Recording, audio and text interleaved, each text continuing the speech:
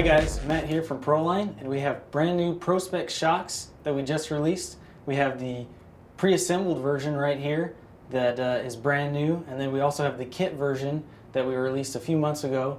And in this video I'm going to show you guys how to build it step by step, the kit version. And if you have the pre-assembled version, you can skip to the end and we'll show you how to fill them up with oil and bleed them. For this video, the tools you'll need are a side cutter for cutting the pieces off of the tree. You also need scissors for opening the bags and also finish cutting the parts on the tree. A 1.5 millimeter hex driver to tighten the bleeder screw. Also your shock oil of choice and some paper towels to clean up the mess. So I went ahead and took everything out of the packaging and laid it out so you can see everything that comes included with the Pro-Spec Shock Kit. And what I'm going to do is follow the step-by-step instructions that are included with the kit version of the Pro-Spec Shocks, and they're also available online. And I'm going to go step by step. There's 6 steps on how to build the shocks. The Pro-Spec Shocks include many components that racers need to get maximum performance.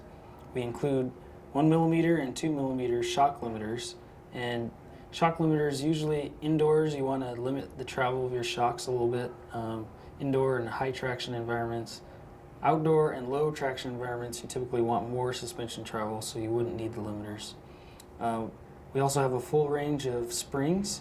We include the yellow, which is the medium spring. We have everything from super soft to super hard, so check that out on ProLaneRacing.com. And we have 2 bottom pivots included, a thin one and a thick one, depending on which vehicle you're putting the shocks on. All right, for step number 1, you build the cartridge that holds the O-ring. And the first step of step number 1 is putting this O-ring around the cartridge, which seals it against the shock body. So it pops right in there. Then the next step is putting the guides in, and you have to make sure that the edges are completely free from the tree. Got to make sure those are completely trimmed off. That makes a smooth shock. So make sure those are good. Then you take the small guide and put it in first in this orientation with the small piece down first. Then you take the X-ring, which is right here, put it in next, right in there. And you take a small drop of oil, pop it in there to lubricate it so you don't damage it during assembly. Take the next shaft guide, put it in this orientation. Then you take the bottom cap and thread it on about halfway, and that's step number 1. Alright, step 2 is all about putting the cartridge onto the shaft. So you put it in from the bottom, the threaded side, because that's much easier on the X-ring. This end has a sharp edge that can cut the X-ring and cause it to leak. So once you have it on, you now have the choice to add the black washers, the little spacers, to limit either the up travel or the down travel. I'm just going to build it without for now.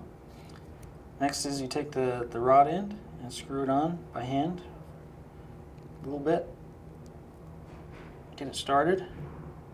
Make sure it's straight. Then you move to the top. You add the metal washer here. That holds the piston from going down the shaft. And then I'm building with the 1.6 pistons. You have the option to use 1.4, 1.6, or 1.8. Then you take the nut, put the nut on, and then you take a 5 millimeter nut driver. I have just this cross wrench here you can use.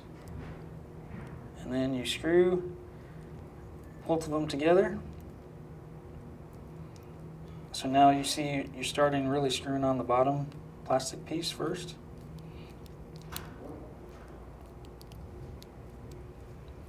So that screws all the way up to the end of the threads.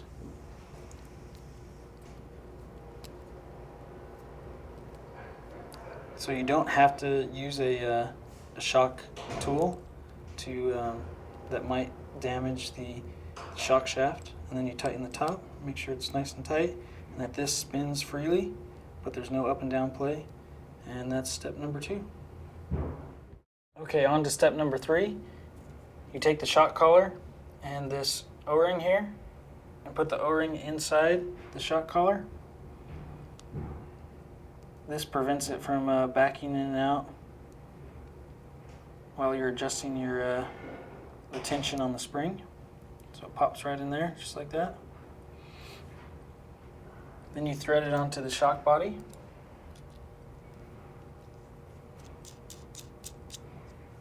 You see once it hits that O-ring, it's nice and tight. So screw it on about halfway.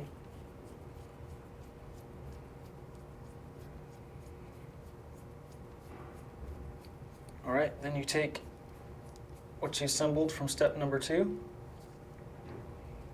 and you just put it right in there and screw the whole thing down.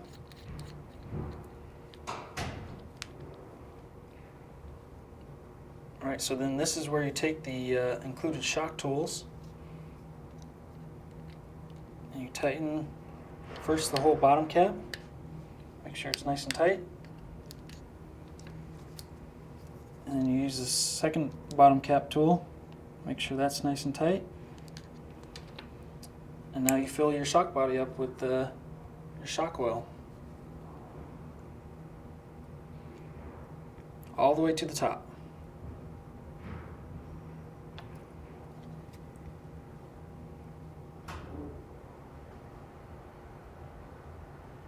And that's it for step number 3. Alright, step number 4, you take the shock cap and you put this O-ring around it. That helps seal it against the top of the shock body. And then you want to pre-thread using our 1.5 mil hex driver and the screw that's included. You want to pre-thread the bleeder hole. Just thread it in and thread it back out.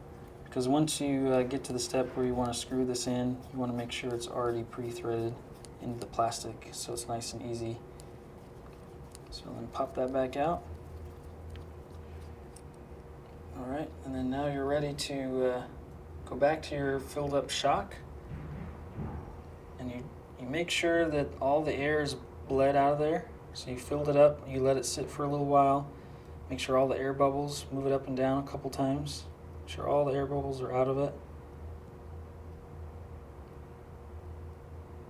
And then you put the shock cap that you just put together right on top. And you take the threaded shock cap right there and tighten it down. And then use the tool that we included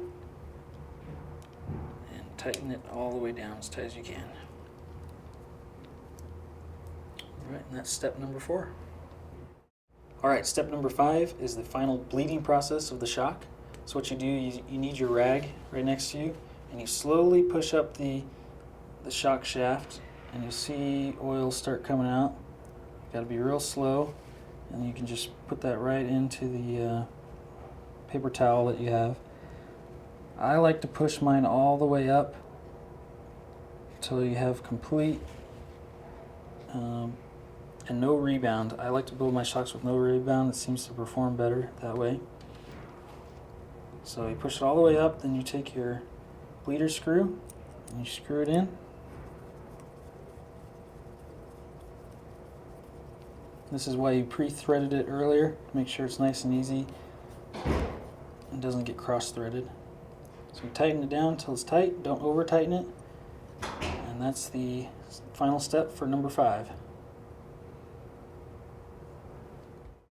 Alright, step number 6 is the final assembly of the shock. That means putting the spring on and the spring cup and the bottom pivot. But before you do that, you just want to make sure your shock is moving up and down freely and that there's a little bit of rebound, and that means everything's working great. So then you take your spring, just put it over, take your spring cup, pop it on, push your spring down.